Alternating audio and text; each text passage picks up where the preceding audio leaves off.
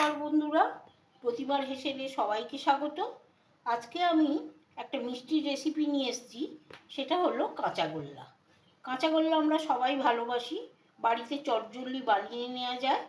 তাহলে এই ভিডিওটি যদি আপনাদের ভালো লাগে অবশ্যই লাইক, শেয়ার এবং সাবস্ক্রাইব করবেন। আর আমি এখানে ডেকোরেশনের জন্যে একটু পেস্তা কুচি ওপরে দিয়ে দিলাম। তাহলে চলুন আমরা রেসিপি দেখি।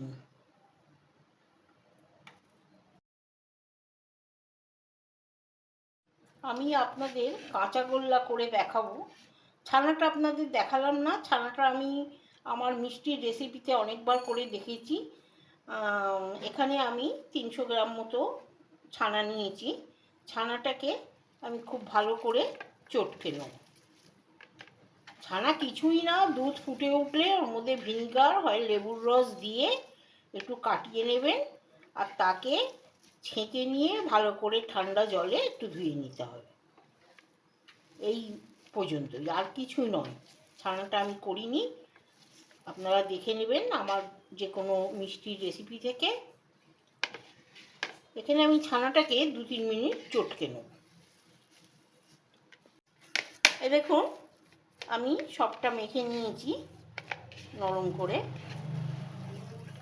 আমার মাখা হয়ে গেছে। এবার এখান থেকে আমি হাফ ছানা তুলে রেখে দেবো, পরে ওটা আমার কাজে লাগবে। আর হাফ ছানা আমি এখানে একটা ওভেনে প্যান চাপিয়ে দিয়েছি, আঁচটাকে কমিয়ে এটাকে আমি একটু জাল দিয়ে নেব। আঁচ বাড়ানো যাবে না, তাহলে শক্ত হয়ে যাবে। এই হালকা আঁচে আমাকে একটু জাল দিয়ে নিতে হবে। দেখুন আমি একটু নেড়ে নিয়েছি। এখানে আমি 3 চামচ চিনি দেবো, 3 টেবিল চামচ, কেন কাঁচাগোল্লা খুব হালকা মিষ্টি হয়। আমি 3 চামচের মতন দিলাম। আপনারা যদি মিষ্টি বেশি খেতে চান দিতে পারেন, তবে কাঁচাগোল্লা একটু হালকা মিষ্টি হয়। এটাকে দিয়ে চিনিটা গলা পর্যন্ত একটু নাড়িয়ে নেব। দেখুন চিনিটা গলে গেছে। আমি কোনো কনডেন্স মিল্কের ব্যবহার করব না, ঘরে যা আছে সেই দিয়েই করব। আমি এখানে 2 টেবিল চামচ গুঁড়ো দুধ দিয়ে দিলাম। না থাকলে আপনারা নাও দিতে পারেন, কোনো রকম অসুবিধা হয় না। এটা দিয়ে একটু নাড়িয়ে নেব। এটা মিশিয়ে নিয়ে আবার ফেরত আসছি।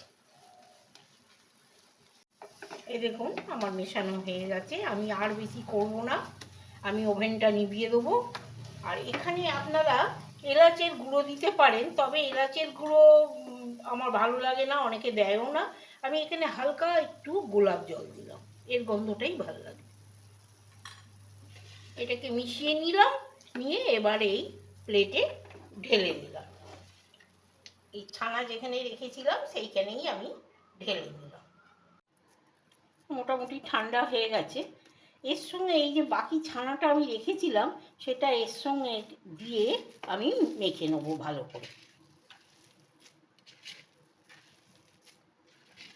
দেখুন আমার মাখা হয়ে গেছে। এবার আমি গোল পাকাবো, কাঁচাগোল্লা যেরকম হয় ওরকম করে গোল পাকাবো। মিষ্টির দোকানে ময়দা মেশায় বাইন্ডিংয়ের জন্যে, আমি এখানে ঘরে খাবে মানুষ 2 চামচ গুঁড়ো দুধ দিয়েছি। আর বাড়িতে একটুখানি আমার খোয়া ক্ষীর ছিল, সেটাকে গ্রেট করে রেখেছি। যদি আপনাদের না থাকে কোনো অসুবিধে নেই, একটু গুঁড়ো দুধ ছড়িয়ে দিয়ে এটাকে একটু গড়িয়ে নেবেন। কাঁচাগোল্লার উপরে যে থাকে যেটা, সেটা হচ্ছে এই খোয়া ক্ষীরটা দিয়ে এরম করে করে নেবো সবগুলোকে।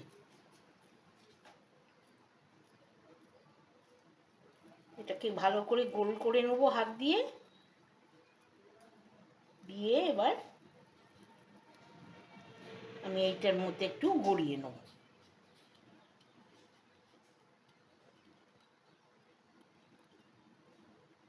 গড়িয়ে নিয়ে এটাকে রেখে দেবো। এরকম করে আমি সবগুলো করে নেব।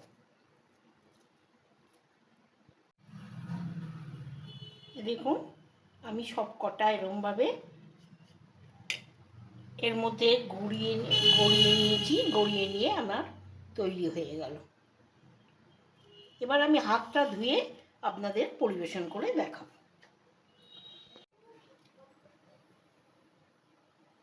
তৈরি হয়ে গেল ঘরে বানানো কাঁচাগোল্লা। এটা খুব সহজেই বাড়িতে বানিয়ে নেওয়া যায়। আপনারা বাড়িতে বানান।